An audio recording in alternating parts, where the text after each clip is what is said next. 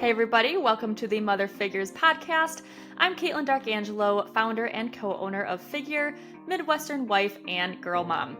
I'm a dual certified pregnancy and postpartum trainer, majored in exercise science from the University of Michigan, earned my master in management degree from Duke University, and have been coaching in the fitness industry for over a decade.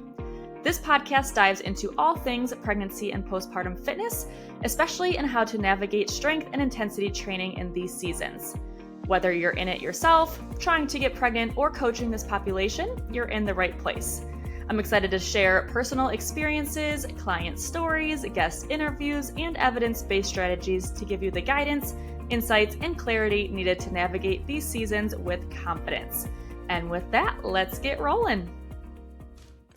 Hey everybody, and welcome back to the Mother FIGRs podcast. Today I'm going to talk all about Diastasis Recti. I had a client or a friend on Instagram this week ask me, do you have any videos that talk someone through Diastasis Recti exercises? And it got me thinking that, that's not actually a easy question to answer. There's a lot that actually goes into it, which kind of sparked my want to create this into a full podcast episode, because when you say like, what is diastasis recti exercise? And as you'll see here, as I go through things, there really isn't anything specific to diastasis that would make it need specific or like safe versus unsafe for a diastasis. There's just considerations that we're looking into. I'm just going to get into it because then it'll make a lot more sense. But regardless, it was a bigger topic than just like, send me some random exercises to heal my diastasis. It's a lot deeper than that. So instead of just giving you exercises to do, I kind of want to go back to the very beginning, kind of make this like a Diastasis Recti 101 podcast. And then that will help answer the question in the process. So first, I want to go into like what is diastasis and what's, just different considerations around it and kind of go more in depth versus just surface level. So in short, diastasis recti is simply the increased distance between the rectus abdominis muscles. The rectus abdominis are those like six-pack muscles that are like, run down the center of your core. And we are measuring the distance between those, and that is called the linea alba, the distance or the connective tissue that connects the two sides of your rectus abdominis. And this increased distance happens naturally.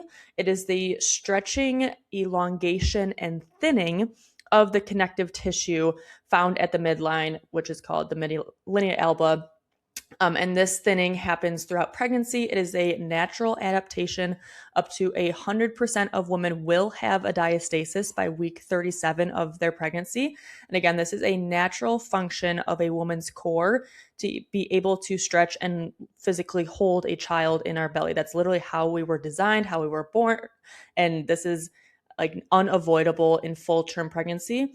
Again, it is the stretching, the elongation and thinning of the connective tissue. Diastasis does not mean a split or something is like, we often use the word splits to describe diastasis, but it's not, your core isn't literally splitting in half. It's literally just the stretching of connective tissue down that midline.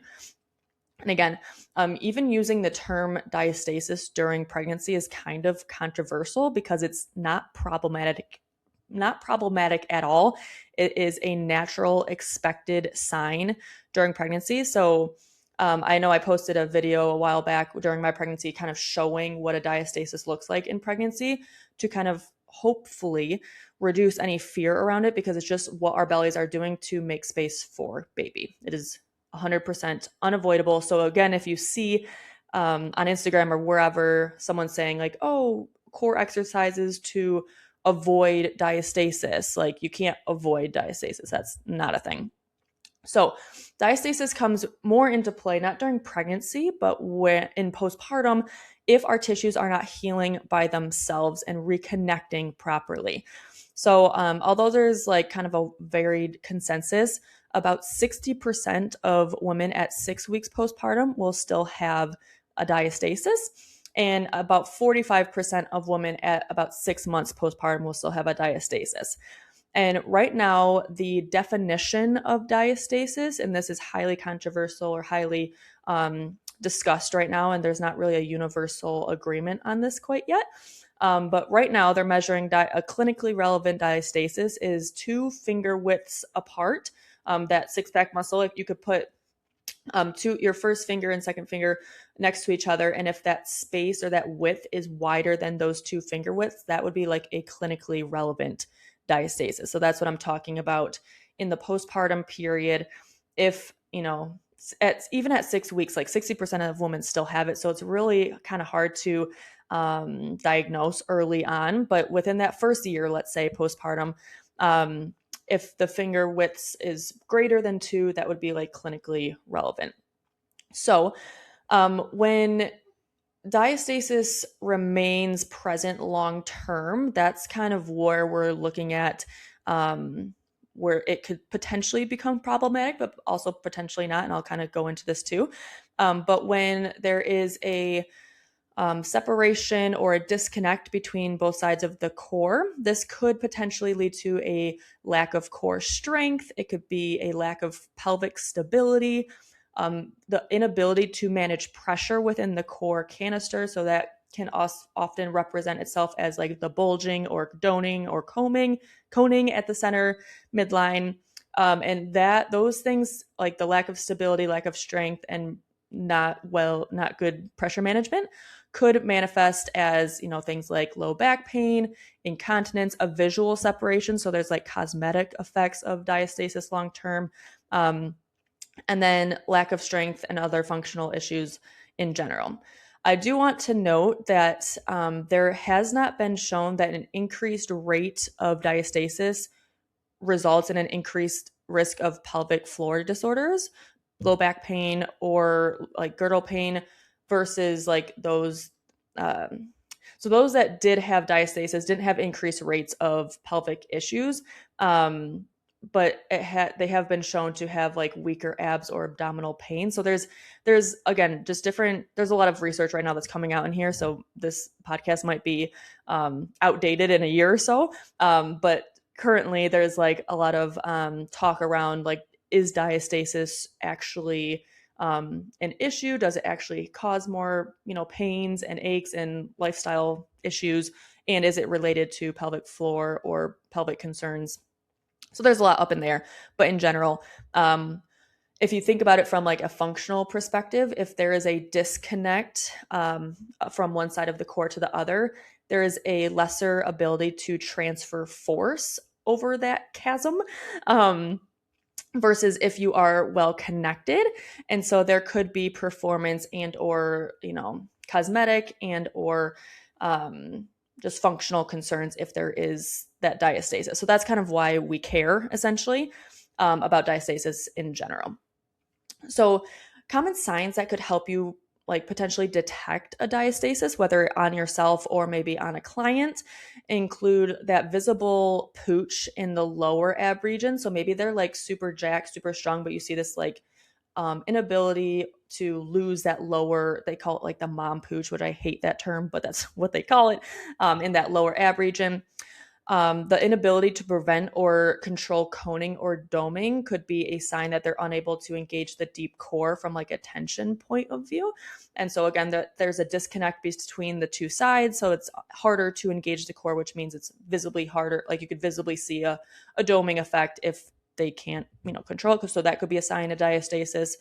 Softness or visible loose skin or connective tissue, not fat related, at the midline. A lot of times you can physically see this at the belly button, and you can see the space or like a lack of tissue or like just extra skin there as well.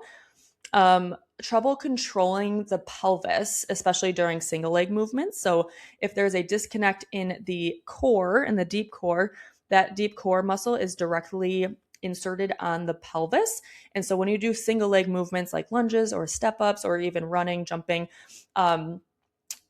if there is less core engagement or less stability there, or less ability to control or engage those muscles, you can see it manifest in pelvic instability. If they have complaints of different pains or incontinence, or maybe like belly button pain or They can just say like, I can't feel my core. Like that could be another just signal that like verbally that the client is telling you or that you are thinking yourself. And then we can also see this in underdeveloped glutes or a more pronounced like posterior pelvic tilt. And that could indicate either core or pelvic floor dysfunction, but just something also to note because the glutes are highly integrated into this like pelvic deep core pelvic floor system. So another thing to note about diastasis is that it can occur at varying parts within the core. So we test for diastasis, which I'll go into next, below the belly button, around the belly button, and above, because you can have diastasis like above the belly button, but not below, and or vice versa. And this is going to be determined by a lot of different factors. And some of the risk factors that have been proposed that would cause diastasis at any point in the midline would include carrying multiples. So if you have twins or triplets, that obviously has more stuff going on below the core that would push into the core wall, which would increase, stretching, elongation, and thinning of the connective tissue and muscles. So this could increase your rates or be a risk factor for diastasis. Repeated pregnancies, so later, your second, third, fourth child, again, just repeated pressure and repeated thinning and stretching of those connective tissues.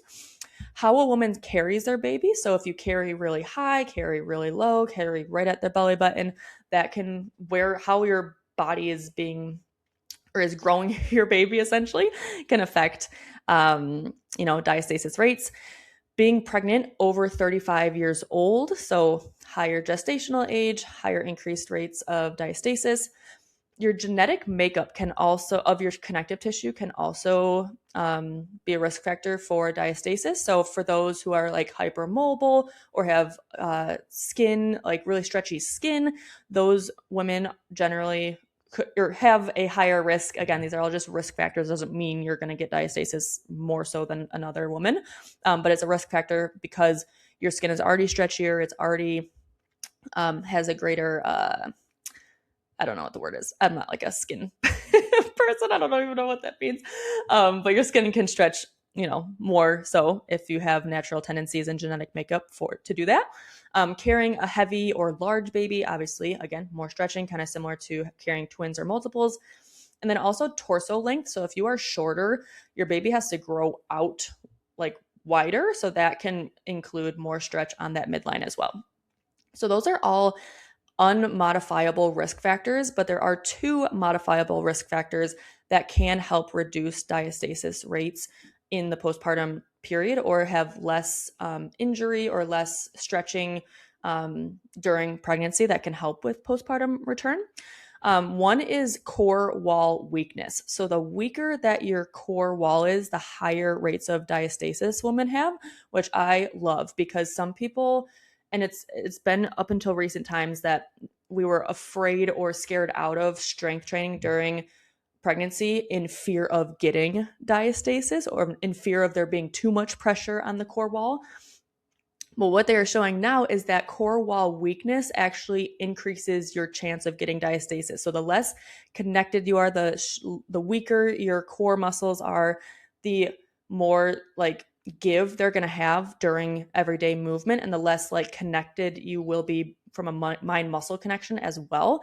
And so that is going to increase your rates of diastasis. So stronger core can be a barrier or a modifiable factor that we can, adjust during pregnancy to help us with diastasis rates postpartum. And also higher BMI, so higher women with higher weight, that also is a risk factor. So being healthy, having healthy habits, nutrition, exercise in general, moving, all that can help us reduce our BMI or not have as great of a weight increase during pregnancy. And that can also help with diastasis rates. It's just, I don't know. I just love highlighting those modifiable versus unmodifiable risk factors because there is a lot out of our control. And so maybe diastasis comes because you have that genetic makeup, but we can also control our healthy lifestyle and movement habits as a way to hopefully reduce our risk for diastasis postpartum. So that's kind of diastasis in a nutshell. when we go into like testing ourselves for diastasis, and this, I'm going to tie this all to like what our diastasis recti exercises, kind of going back to the original question. But in terms of testing yourself or a client for diastasis, we are testing not just for the width that I talked about. So that's what they are using as the benchmark for diastasis versus not diastasis. But we also want to be testing for the width or the depth. And that is what has been showing lately to be more of a concern, whether or not that tension is there when we test for depth. So I'm going to explain that in a second. So first, kind of taking all of that background information at hand, when we are testing for diastasis, we're testing below the belly button, at the belly button, and above, again, because you can have diastasis in one area and not the other. But also it's going to depend on the mom, like how she carried and all that stuff, whether or not, like we want to test all 3 spots on everybody to give ourselves a benchmark along that whole linea alba. So when we are testing, you would have yourself or client lay on the ground with your feet planted, so the knees are up, and you want them to just relax in a neutral spine, not try to force your body in any which way quite yet.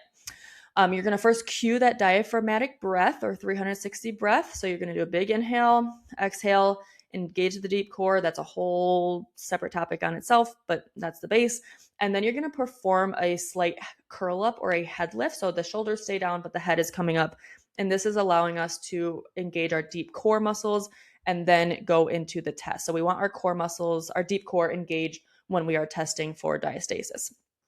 So on the curl up, you're going to check for both the width or the space between the rectus abdominis muscles and the depth or the pushing into the belly itself or into the connective tissue itself.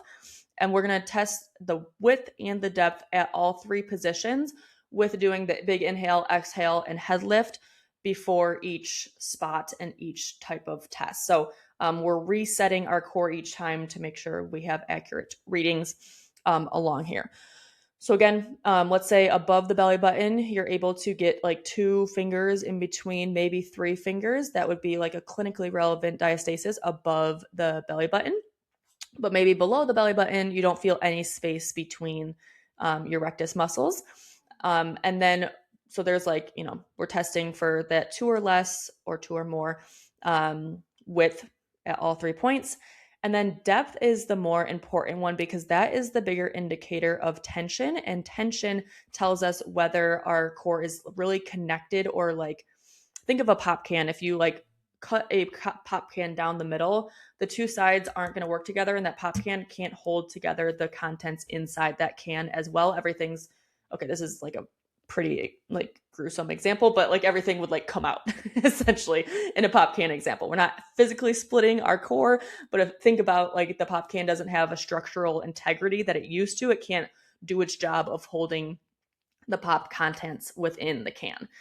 Same thing with our core. If there is a split or a disconnect or a inability for the 2 sides to talk together, it can't do its job of keeping us stable and sound and connected from a 360 degree manner in our core canister. So think about it that way, but it's not as, exact. It's just an example. So that tension, going back to tension and testing for depth, if your fingers push into the midline and there is no like bounce back feature, so thinking of a trampoline, if you're pushing your fingers down and that trampoline kind of bounces your fingers back up, that is good.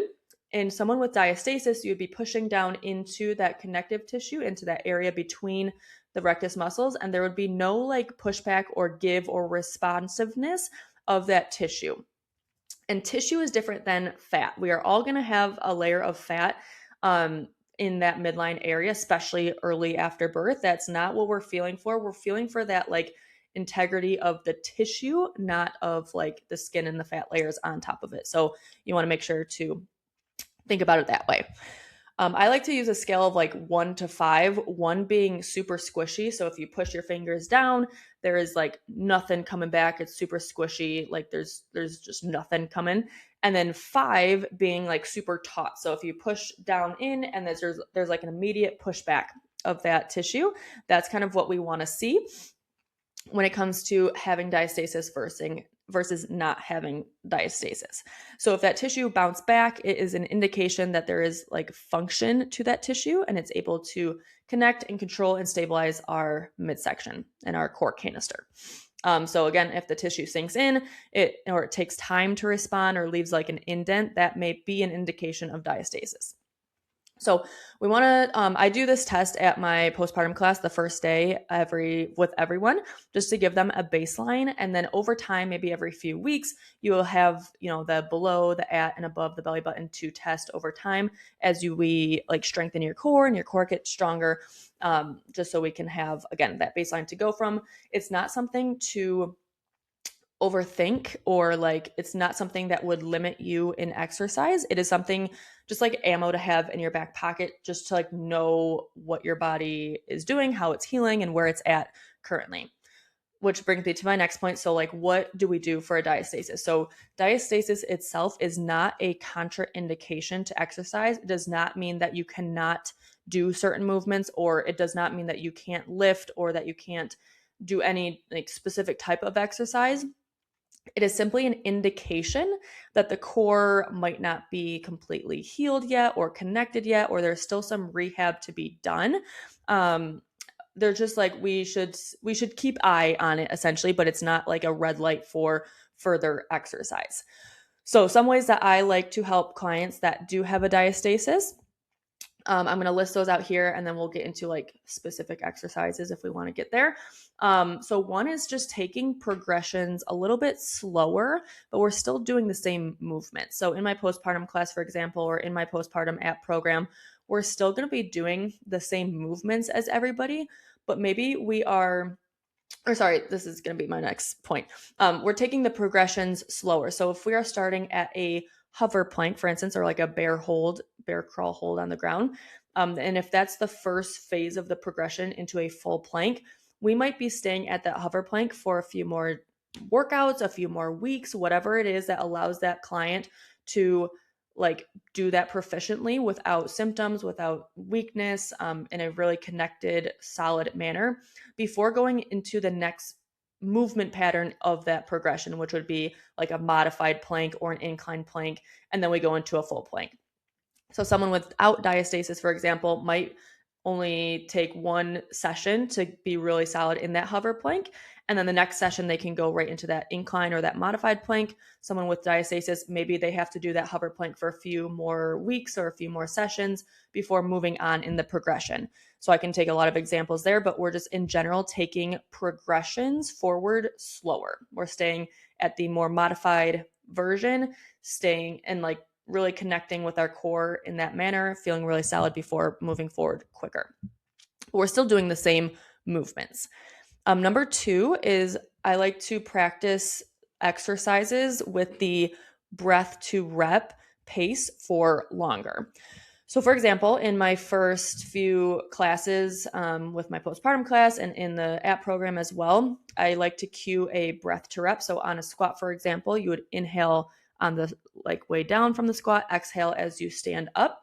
But then over time, the goal is to not have to be so conscious about that, and your body kind of takes over and naturally does that, so that the pelvic floor is just responding naturally. We don't want to override the pelvic floor because it is like an automatic function, but we are just trying to connect ourselves in those early weeks and try to bring awareness to our breath, not so much like hyperfixate on it.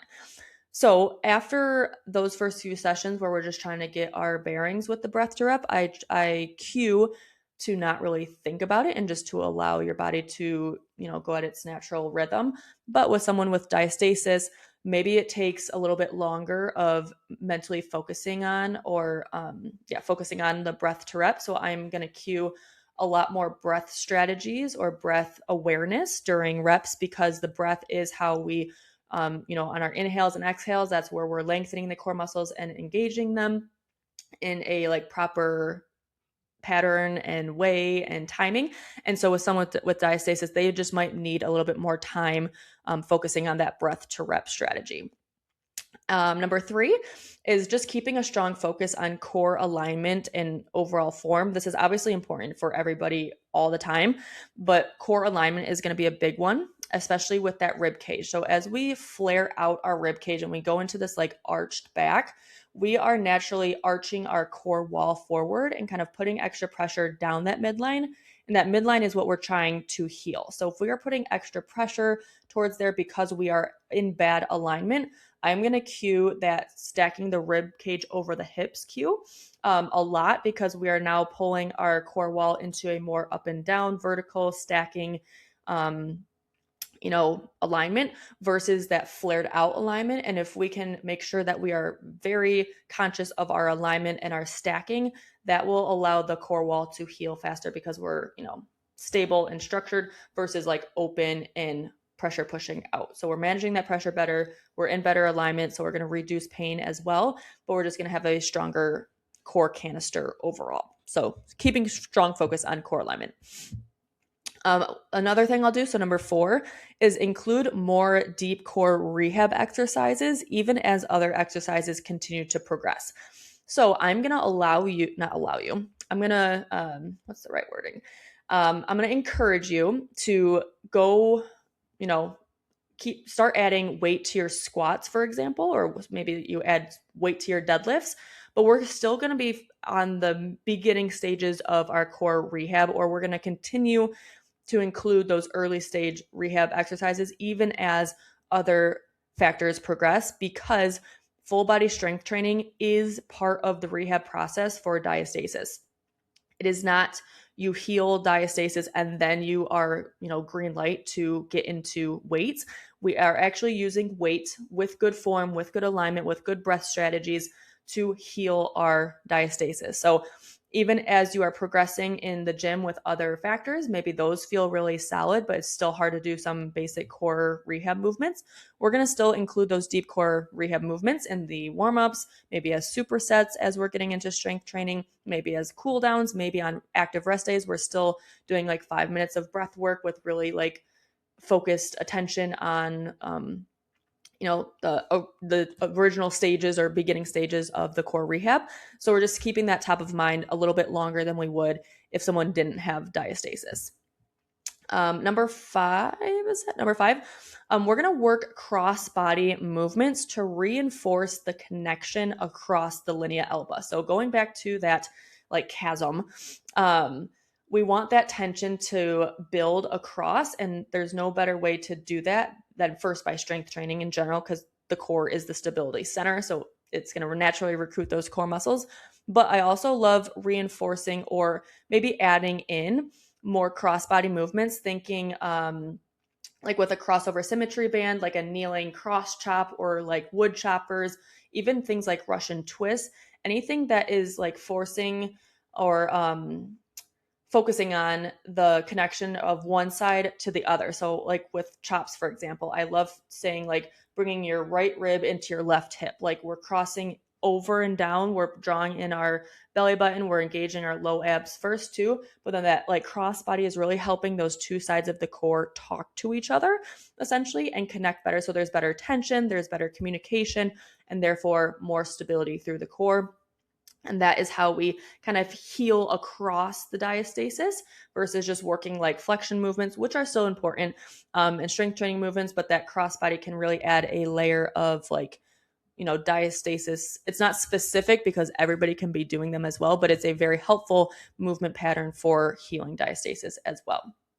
And then lastly, like I've kind of already mentioned, emphasizing full body strength training to just reinforce the core and that full body connection. The core does not work in isolation. The deep core is not just doing deep core exercises. The deep core is our full body's base layer of stability and support. And so we need to use the full body to reinforce that stability and support through that midsection. So that's kind of like the paths I would take for a client who has diastasis versus who doesn't. But there's really no specific diastasis. There's no diastasis recti specific exercise, things you can do, things you cannot do, or like things that are only for diastasis. You're really just focusing more on the foundations for longer, with more focus, with more intentionality. We all are going to start with the same stuff, but maybe if you have diastasis, we just have to sit in that pool for a little bit longer. And that is totally cool and totally okay. But going back to the original question, there's really no specific like diastasis recti exercise. It's just kind of going through that list of 6 things of when you do have a diastasis, which, by the way, I'm going to go on a side tangent here.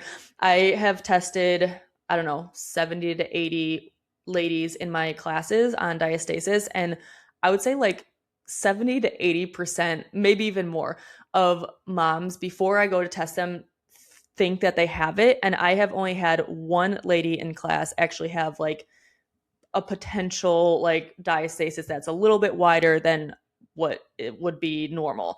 And so I think because it is such a feared topic from social media, most like women will think they have it when they actually don't. And I actually asked some pelvic floor therapists the same question, and they found the same thing of like, yeah, a lot of moms will come to me like really afraid that they have it. And like, I don't feel anything from like a width or a depth perspective issue. So I guess that's the first step in all of this is like, I'm not going to say you probably don't, because maybe you do, but women in general are more likely to think they have it and don't have it versus actually having it. So again, it's lower rates than we think in clinical relevance. But I also want to note that like I work with women who are really eager to get back to fitness in general. So I also see a very fit subpopulation of, of women. So maybe in those who are like not as into fitness or like are not eager to get back into the gym, because going back to those risk factors, higher BMI and weakness are higher risk factors for diastasis. So it's definitely higher in the general population, but just wanted to ease that out, that like if you are listening to this podcast, you're probably interested in fitness. So if you feel or are fearful of having a diastasis, there's maybe a lesser chance that you actually do have it. It's just like a fear that we are kind of forced upon us in social media, but wanted to get to that. So anyways, when you see a diastasis recti safe exercise post, and then they post like a bunch of different movements, in general, what I've noticed that those kind of posts are generally just clickbait or marketing. The strategies, hopefully, that they're teaching are sound, but it's kind of creating this thought that like if you're not doing those specific exercises, everything else is unsafe, and that's just not true. What is like diastasis friendly, for instance, is just the basics, the same movements probably that anybody else is doing, paired with correct breath, correct alignment. And in general, those that are like diastasis friendly or diastasis safe are generally those that are more or easier to connect to your core with, because if it's easier, we can build that like base, and then we can add variety and harder, movements on top of that.